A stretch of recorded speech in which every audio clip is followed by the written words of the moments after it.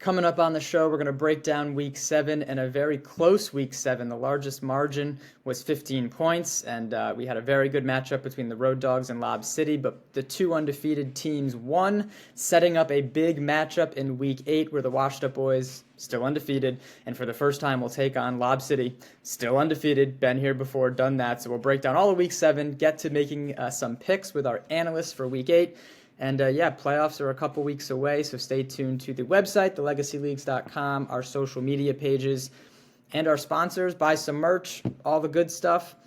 Guys, let's get to the show.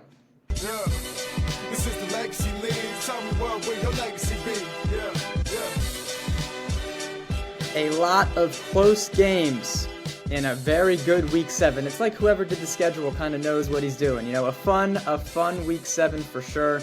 We saw Lob City and the Road Dogs, Halfway Crooks and Cold Hearts, and we saw the Air Mambas and RI Warriors, all single-digit games. The Muffin Tops and Washed Up Boyz, the largest margin at 15, which was still, at the end of the game I looked up and said, oh, it was all right, 15-point game, we love that. But it is the Washed Up Boyz and Lob City both winning, setting up that big matchup. We have Aidan and Brandon standing by. Guys, we'll go right in order. We're going to start with Lob City and the Road Dogs, and I haven't looked at the stats. I hope you guys have, but a very close game. It came down to the last couple possessions, and we will break that down right now.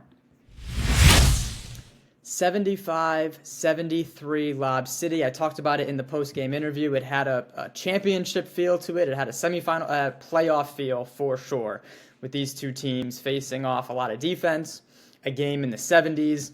And Cody and Vic talked about it after. It was a team effort from Lob City, which is what happens a lot with that team. Not saying the Road Dogs didn't play well. They were right there, but it was a couple big plays down the stretch from Almar Sabat, being able to attack, kind of get over the size of the Road Dogs, finish at the rim twice.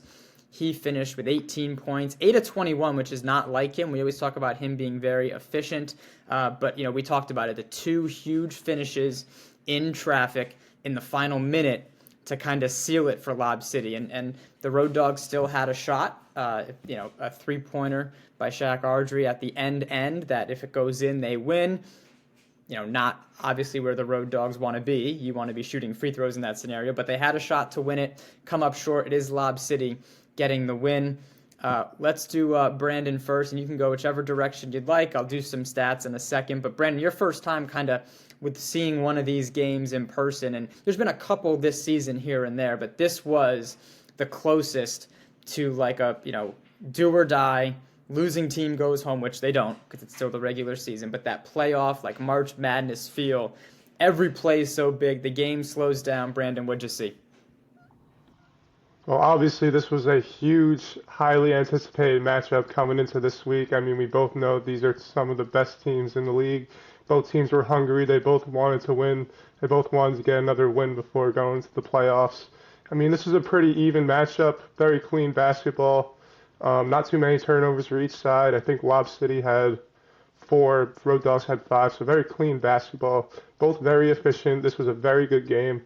I thought, coming down to the wire, the last play, that was a really good play they drew up, but ultimately the Lob City was a better team that day, and they were able to get it done.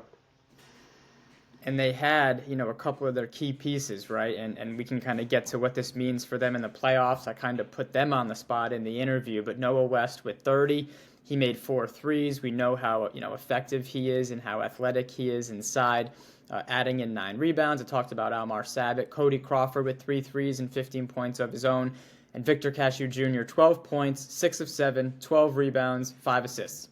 So that's, usually he can probably score a little more, but he was doing everything.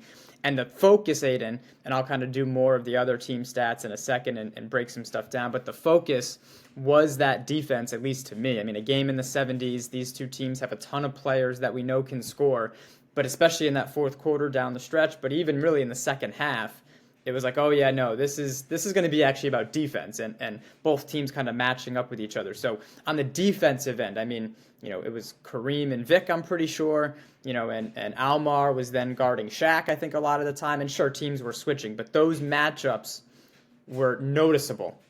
And it was pretty even, especially obviously the score shows that pretty even. And then you have Kareem Cooper on the other end. and not, Shaq Ardrey playing defense and Devon Bailey protecting the rim multiple times for the Road Dogs. When somebody would get by their defender, he was erasing shots left and right. So defensively focused, Aidan, what in this game is maybe something that teams are going to have to adjust to if these guys play again? Well, like you said, defensively, this was a great defensive matchup. Great defense, great offense. But defensively, Lob City had Victor Kashub Jr. back for the first time in a couple weeks, and he brings a lot of different intensity to that team. I think he's an 8-time champ with Cody, so they've played together a long time. And it's just they're able to not get flustered on defense or on offense. Defense, they can stop their shots. If they make a shot, that's okay, but they're playing good defense no matter what. And like Brandon said, it was clean basketball, super close. It was basically who had the last possession, who scored the last bucket was going to win, because both teams played great defensively. So if Lob City scores at the rim, which is what happened, the Road Dogs are going to come back, shoot a three. He missed it, but defensively, you can't really stop that. Victor Cashew Jr., we talk a lot about a lot of the other guys on Lob City. A one-time defensive player of the year all the way back in 2019, but a 4-time all-defensive team member for Victor Cashew Jr. So always in the conversation, always, playing that defense when this Lob City team needs it most. And, it came down to a close game. And let me just kind of do some of the stats here for the Road Dogs. Shaq Ardrey, 24 points, led the way. Kareem Cooper, 17 on 7 of 16. So we talk about that defense and how effective he is. And he still played great defensively. 7 of 16, when he likes to get attacking and get to the rim, that's not as effective as he usually is. So credit to Lob City a little bit for that. Kevin Views, 4 of 10, and never really, Kevin plays in Massachusetts as well. Just never able to get in a rhythm. I felt like he was taking a couple shots, and then you kind of wouldn't, hear from him on offense, and it wasn't because he didn't have the ball. It was getting other people involved and kind of how the game went. But usually he's able to get more shots more frequently and get in a rhythm. So Kevin Views only with 11. Jalen Ardrey, 2 for 2 from 3 and 8 points. So he hit some big ones for them, and we talked about Devon Bailey, 7 and 7. Good to see Del Butler back out there. I just named the whole team. But for Lob City, and I'll kind of put you guys both on the spot here, talking about that second half, what was the key for both teams in this game, right? And so we can kind of focus on Lob City, I guess. Let's go that route. So, Brandon, the key, and I'll set this up, the key for Lob City in the second half for you, right? So it could have been, the on-ball defense, right? Rebounding. I think Noah West hitting some shots was huge and kind of being able to stretch out that Road Dogs defense, right? I tried to give you a little bit of time, but your key for Lob City as they were able to kind of flip the script, and let me get this right. So they were down by a few at halftime, but they were down by 6, 7 going into the fourth quarter and flipped it around, down by 7. So how were they able to flip it in that fourth quarter, Brandon? I think, Lob City, they do very well under pressure, very good team. So, they are very hungry. Like I said earlier, they want to win in these huge moments of these big games. That's how you prove yourself as a big team in this league, by beating a team of the Road Dogs caliber. So the Lob City, they go into the fourth quarter very aggressive, knowing they need buckets to score, knowing they got to get open, play good defense. And they were ultimately just able to put it all together in the fourth quarter and dominate in that quarter and only win by 2. So, yeah, the 8-time champions in Lob City. Been here, done that. I'm sure coming into the fourth quarter, didn't feel like the game was out of control at all. We talked about it. They were down 7-8, and how did they flip it in that fourth quarter? And we talked about the key plays. We talked about the on-ball defense, but how did they flip it, in that fourth quarter? I think they flipped it by getting to their spots and taking the shots they wanted to shoot. Like you said and Brandon said, they've been here before. There was no sense of urgency or flustering with this Lob City team. So they're in the fourth quarter, like you said, down 5-6. They came into that knowing they had to make their own shots or take the shots they wanted to take and make them and play great defense, and that's exactly what they did. And this sets up Lob City and Washed Up Boys in Week 8, 2 undefeated teams. It'll be a great game, and we're going to preview that later on the show. But Lob City prevailing, making enough plays down the stretch, and they get the win over the Road Dogs. All right, as we move on, let's just kind of keep going in order, because following this game, was a great game between two teams very close in the standings, the Halfway Crooks and the Cold Hearts, and it is the Halfway Crooks getting to 4-2. 78-70, the Halfway Crooks, led by Nick Lemoyne, Jared Hansen. Talk about some vets. Nick Lemoyne's getting there. He's played in a ton of Legacy Leagues games, a ton of close games. And the Cold Hearts, too, their second season, they're getting used to this. And they are a tough team, a tough out. Let's go Aidan first on this one. It was close. The Halfway Crooks had a lead. The third quarter, was nearly erased, and especially early in that fourth quarter, the Cold Hearts came back from a double-digit deficit. It was definitely 8 at halftime-ish. I know that.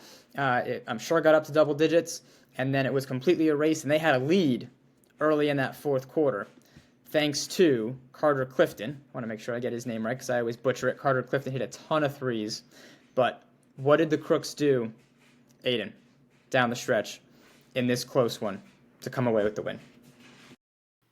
They played great defense and, again, got to the shots they wanted to take. Like you said, a very close matchup. I think Nick Lemoyne, he's only getting better with his shooting. He's taking the shots he wants to take. He's not kind of just chucking up the ball. He had a massive poster, which I'm sure will be in the top plays, but he's aggressive and he plays good basketball. Again, now for our guard Jared, I would like to see him continue to play this basketball. He's driving in a lot more, he's shooting more, and he's becoming more aggressive, and I think the Halfway Crooks are their best when Jared and Nick can have that dual-headed monster, the double snake. And again, Terrence Gallo, we're going to talk about him no matter what. He's like a cheetah on the court. You blink and he's from one end of the baseline to the next end of the baseline. He's always super efficient. He's everywhere on the court. And again, they just played the game against a young Cold Hearts team who unfortunately have lost their last 2 games. It's unfortunate, but the Crooks were able to come out on top. I was gonna say, you're talking about Jared. We're old.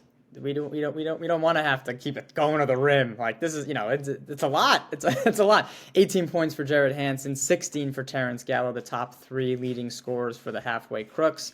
They also out-rebounded the Cold Hearts 31-27, and only 9 of 19 from 3, so we're kind of able to get inside a little more than normal and not have to rely on that 3-point shot. Steven Soulier led the way for the Cold Hearts with 23. Carter Clifton, we talked about, 21 points, all from 3. And I feel like at least 6, if not all of those threes, were in the second half and in the end of the third, early fourth quarter. So that's a lot of points from one player, and that really sparked their comeback. He got hot, and did not miss for a little stretch there. Tom DeAndrea, 10 and 12. And Justin Bianchi with 6 and 3. So, Brandon, go wherever you'd like in this one. Kind of what was the key and the difference between these two teams in Week 7? I'd say the difference in this game was definitely the consistency of the 3-point shooting for the teams. The Halfway Crooks, they were able to stay consistent from 3 the whole game, while the Cold Hearts, they shot well, but not as consistent. But Carter Clifton is the reason why they were able to stay into the game. He hit, I think it was 4 in a row at one point, missed 1, hit another 2. Like, he was going off. And I think a lot of teams are going to have to start watching out for him as a stretch big. I mean, he could be very dangerous in this league, definitely. Yeah, a bigger guard in real life, right? And you plug him into legacy leagues and you can kind of protect the rim. And then it also has the handles, which a lot of players do. And you see those players have success in this league for that reason. They have the size and then can also stretch the floor and play like a guard. It's a tough matchup. Aidan said it before my game. I called it last week. Of course, they're going to have everyone there. This is just how it falls in the universe, right? Every time a team plays the Halfway Crooks or the RI Wave or Run TMC, everybody shows up. But they will need Carter Clifton to continue that and not even make 7 of 11 threes or not even 7 threes, but his ability with Steven Soulier, with Justin Bianchi, with Tom DeAndrea. That's a good 4. And then they have some bench guys who are able to kind of complement those players. And so a tough matchup. Cold Hearts are right there, and they're getting used to these close games and are making plays and are definitely not going to be an easy out. They fall to 3-3. The Halfway Crooks improved to 4-2 and now have the tiebreaker over the Cold Hearts. We'll see if that matters, if both teams finish with the same record. We forgot about the Road Dogs. They fall to 4-2. having lost to the Washed Up Boys and Lob City. So now that also sets up next week. We've been talking about Lob City and Washed Up. It's also the Road Dogs and Halfway Crooks next week, 2 4-2 teams, which can kind of jumble the top 4 in the standings currently. So the top 4 teams all play each other in week 8. Again, I'll pat myself on the back for that one. Some good planning, but obviously that's how it worked out as well in the standings. Just a hard-fought game. I mean, both teams shot right around 50% from the floor. Came down to some rebounds, some clutch plays, and it is the Halfway Crooks sneaking away with the win. And these teams, by the looks of it, unless some crazy, crazy stuff happens, which is not out of the realm of possibility, with 2 games left for 2 weeks left. Some teams have 2 games, some teams only have 1. It is likely going to be a 4-5 matchup between the Cold Hearts and Halfway Crooks in the first round of the playoffs, which will be a great rematch from this game in Week 7. Let's move on to, we'll just keep cranking in order, the Washed Up Boys and Muffin Tops, and it is the Washed Up Boys, as we talked about, getting the win. 68-53, the Washed Up Boys, led by Kayshawn Harrison, 7 threes, but a colder shooting night, so that might have just been kind of what happened, and the Washed Up Boys shooting 40% from the floor and 13 of 38 from 3, made enough plays, able to win by 15 and remain undefeated.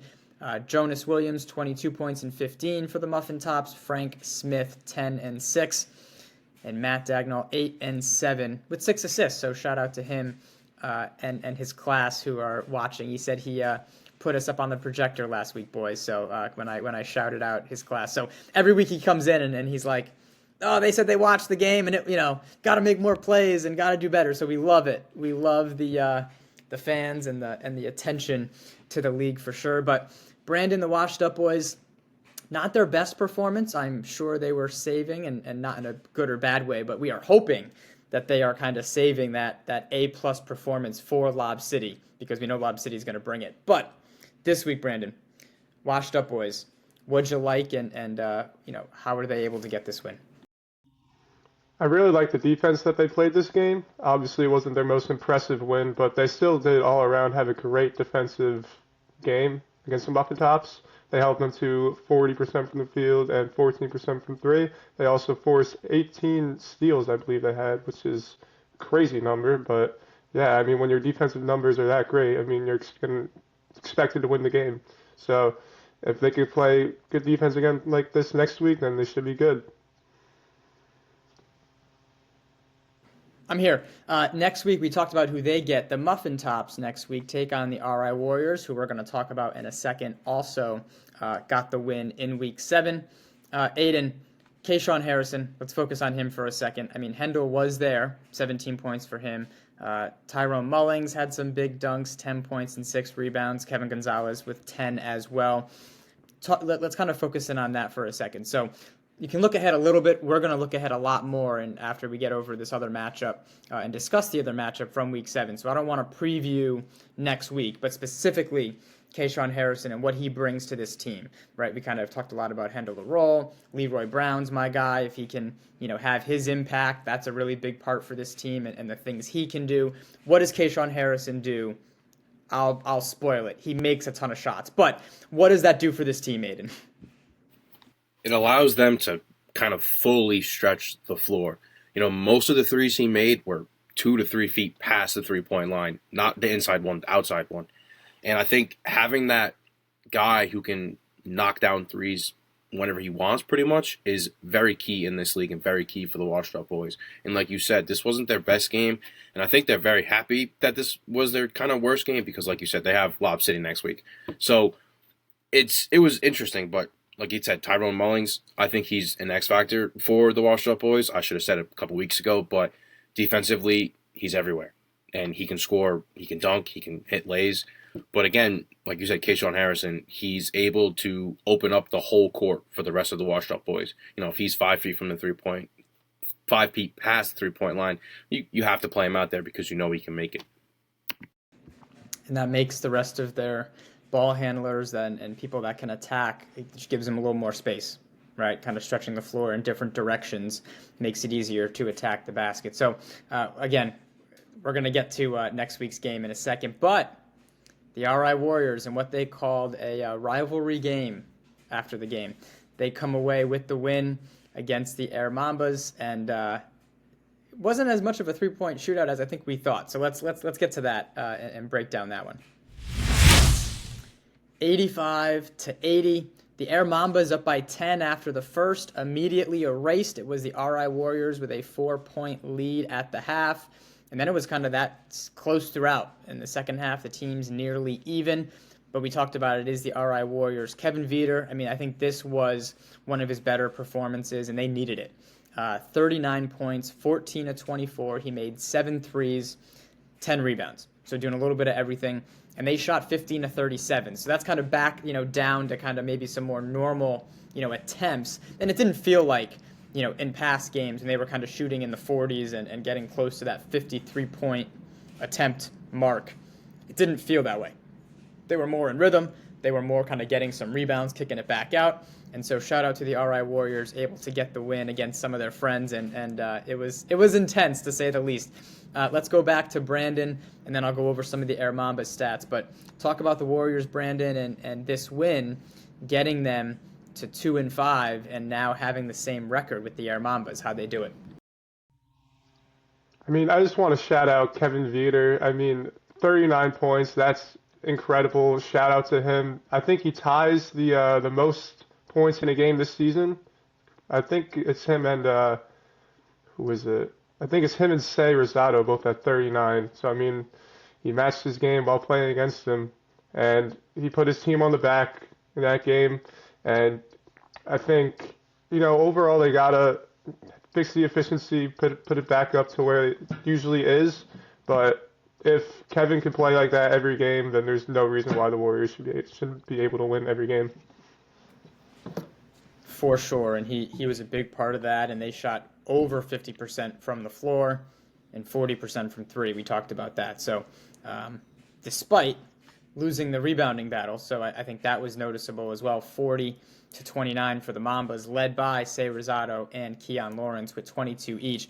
And I think Keon Lawrence falls right into that X factor, and he almost is underqualified for the role I think he needs to play for this team, because I think they almost need him to be more than an X factor, where I think he's a perfect player that can do a little bit of everything, play defense, rebound, attack the rim, and the Air Mambas almost need him to do what he did in this game, which is almost more than just being an X factor. And that's not a knock at anyone who is an X factor, but it's nice to play a role sometimes, right? And do what you're good at and only have to do what you're good at. And I think Keon is good at a lot of things. He's almost being asked to do a little more than maybe where he can be most effective. But 22 points, 9 of 11, 9 rebounds.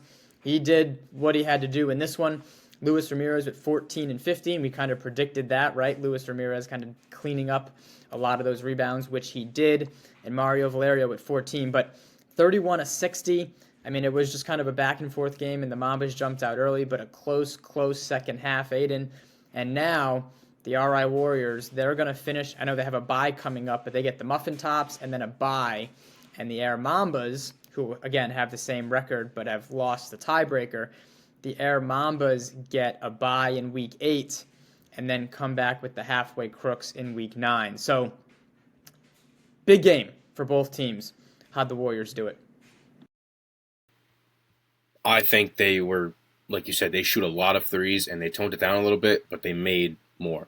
Shot less, made more, key to success. At one point, it was 61-53 in favor of the Mambas, and then the Warriors went on a 14-0 run. And I can see the benches seeing, like, what just happened. And there was a lot of bickering, a lot of back and forth. Like you said, they're friends. But I think that is what kind of caused the Mambas to fall apart a little bit, because one of their on bench, Kenny, was chirping, and it's okay, you can chirp. But they lost focus of the game, I think. But again, this is a great showing for the RI Warriors.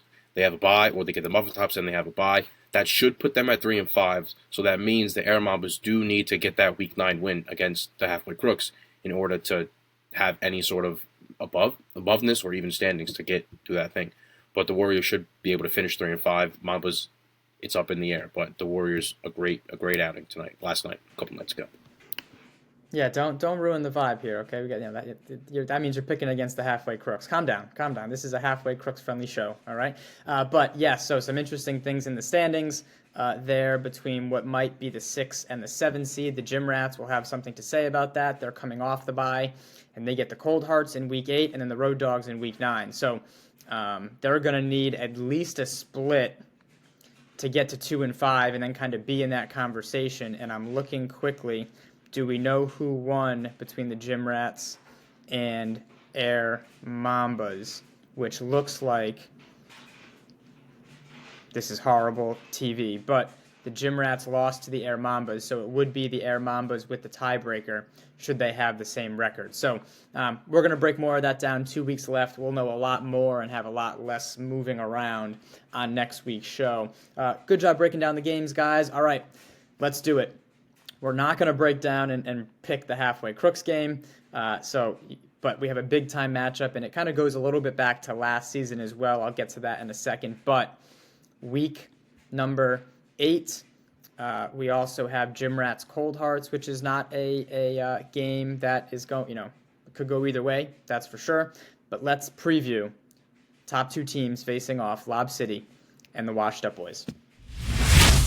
The 2 teams last season that didn't get a chance to play, but we're also in the similar spot with about 2 weeks left. The last 2 unbeaten teams, knowing that they weren't going to face off, so I was getting ready with a ton of tiebreakers. And then shout out to a little throwback here to the Skyhawks, who were able in overtime to beat the Washed Up Boys, and that made everything crazy in the top of the standings over the summer. Fast forward, we have our 2 last unbeaten teams again getting ready to face off. We're going to do picks in a second. All right, so I'll have you guys make a pick and explain it after. First, your key to the game, and we talked a lot about kind of Lob City and their key in week 7, the Washed Up Boys and kind of some of their keys. We talked about some of their players, but the key, Brandon, for either team, one of the teams, just what's the key, and what are you kind of looking for in this one throughout the game as what's going to tell you maybe who has the advantage? I wouldn't say that either team has an advantage. I think both are very easily capable of beating the other. I mean, they're both 6-0, so they're both undefeated. Both shows how good they are. I think I'm going to pick the Lob City for this one just because of the overall team stats. They appeal me more a little bit than the overall Wasp Boys stats. I mean, they have more points, more rebounds, 3-pointers. They got more everything pretty much. So, I mean, just based off the stats alone, that's just my pick right there. But I really do think it could go either way. All right. Yeah, oh yeah. One for Lob City. All right, Aidan, you're key and you can make a pick. But, and I'll get into some of the matchups in a second. But go ahead. Let's get it on the record. Who you got? So I think the key for the Washed Up Boys is 3-point shooting and separation. Like I just said, Kayshawn Harrison, he can make it from anywhere, and I think they need to continue that. And for Leroy Brown to be more present. He's always present, but for him to be a little more present, they're going to need that. And for Lob City, their key is to continue playing the game they've played the last 6 weeks. They just play their Lob City game. And I bet against Lob City last week. I learned my lesson. I'm not going to bet against them again. My pick is also Lob City, and I just think they're going to continue playing their basketball. And as long as Victor Kashu Jr. is there to help be everywhere on the court, like a Russell Westbrook, scoring, getting boards, assists, steals, I think they will get the win next week. Yeah, this is obviously if everyone shows up for both teams, right? So that's always the underlying kind of thing we have to go off of, where make a pick if both teams have every player. So let's put that out there. I think 3-point shooting is a big one. Both teams can definitely shoot it. Expecting kind of the 4 or 5 guys for Lob City to be there, and then also who the Washed Up Boys have. I mean, some of the matchups get a little interesting, right? And so they can switch a lot and still be okay. But most likely Almar probably on Hendel at times. They might go Victor on Hendel and kind of maybe Almar on Kayshawn. So they have some options there. And again, we'll probably switch everything because everyone's very similar defensive-wise, kind of on speaking for Lob City at least right now. But probably Victor on Hendel. And then Almar being able to rotate and that leaving kind of Noah to roam. We saw him do that a lot in week 7, able to kind of come off the weak side and affect some shots, protect the rim. And so it's going to come down to finishing at the rim. You talked about 3-point shooting and then that transition defense, because missing a 3 isn't just missing a 3 if the other team is then getting a dunk, right? That's a 5-point swing instead of just maybe a 3-point swing. And so how many of those are we going to see from both teams? Because the washed up boys are very good at it as well. And on the other end, Kayshawn Harrison, who's going to guard Victor Cashew Jr., who are they going to start on Noah? I think they have a lot of things to try out, and it's not even good or bad. I think, again, options is the key, right? Kevin Gonzalez, I like kind of seeing where he's going to go and some of his length. Hendel LaRolle has stepped it up on defense. We've seen it in other games, and so I don't even want to keep predicting who's going to go where, but I think it's going to be very interesting, some of those matchups, and then how it impacts both ends, because one of my favorite things is a little cross match. And so just for example, if maybe Almar is guarding Kayshawn, but then Hendel is guarding Almar on the other end, if you get in transition, there might be some issues switching back, right? And you might get some mismatches both ways when people are trying to switch back to their guy. So I think pace is going to be huge, those matchups, and who can kind of withstand the runs. And so Jared Hansen has said this a lot, and a lot of players have said this, but you can't let the run be, 10, 12, 15 points. It can't be a 15-2 run in a game like this. It has to be like an 8-2 run, and you have to get a good shot and stop that run both ways. And that's something I think Lob City's really good at, just from being in so many games like this, limiting those big runs, right? Sure, teams are going to score. You may miss a couple shots in a row, but it can't be 10 or 12 straight points easily. You have to focus in and stop those runs to keep this game close, which both teams are very good at. All right, I don't even have to make a pick. This is great. Anything else? Anything else on this matchup? I mean, 2 undefeated teams most likely, actually definitely, the winner of this game because of the tiebreaker will then secure the 1 seed because they can lose next week and still have beaten the other team. So the winner of this game is the 1. The loser is at highest the 2. And that's also a lie. Will definitely be the 2 because both teams have beaten the Halfway Crooks and Road Dogs, who currently both have 2 losses. So it's a battle for 1 and 2. Their Week 9 game won't even really matter as far as the standings, most likely. And then the Road Dogs and Halfway Crooks, we talked about it, face off, playing for that 3 seed because, again, that tiebreaker plus being a game up with 1 to go is where you'd like to be. So that's for the 3 seed, which, again, it's going to be 1-8, 2-7, 3-6, and the 4 and the 5 seed. So there is a difference between the 3 and the 4 seed, and there is a difference between the 1 and the 2 seed if you look ahead a little bit to the semifinals and what team you may play. You're going to have to beat some good teams to win it all anyway. That's always kind of my thing. So, everyone is in. Everyone that's in. You're going to have, the semis are the semis, and there hasn't really ever been, anything like that where the semis aren't always super competitive. But anything else? Is this how we're ending it? No? Lob City 2-zip is the pick. All right. People are watching. So this is Brandon. I can give you his address if you'd like. No, I'm kidding. And Aidan. So when you see them at the game, if they pick your game wrong in the future, just be sure to give them a piece of your mind. It's all right. No nothing physical, but just a little piece of your mind is good. That you didn't appreciate them picking against the Halfway Crooks, dang it. All right, guys, good job. Week 7 in the books. Week 8, another good week of games, and then we do have Week 9 to shake everything down, settle everything down, get ready for the playoffs, which will start, if I look at the schedule, February 18th. So a couple weeks away. It'll be a good playoffs for sure. Guys, good job on the postgame show. Stay tuned to the website, our social medias for some power rankings, some more previews as we get ready for Week 8. For Aidan and Brandon, I'm Joey. Thanks for watching.